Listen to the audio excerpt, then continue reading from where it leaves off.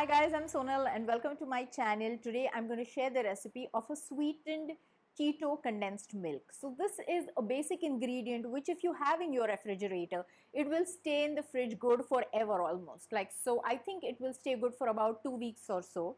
So you make this, put it in the refrigerator and you can use it in ice creams, in fudge, you can make all kinds of custards with it. And since it's already sweetened, all the other recipes become much easier to make.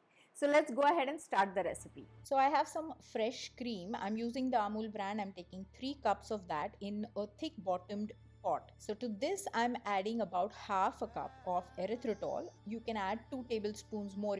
I hear that allulose gives it a nicer deeper color, but I can't buy it here, so I'm sticking to erythritol. So we're going to let it condense a little more, so let it be on the gas for another 10 minutes or so till you get a thick consistency. You want to keep moving the ladle around because you don't want it to stick on the bottom. I'm also going to help it with a little bit of xanthan gum, so a pinch of xanthan gum, and this helps in making it thicker and get that consistency that we are looking for. But if you don't have xanthan gum, you can definitely leave it out. If you want a more luxurious condensed milk, at this point you can add 2 tablespoons of butter. I'm trying to cut down on the fat a little bit, so I have left the butter out.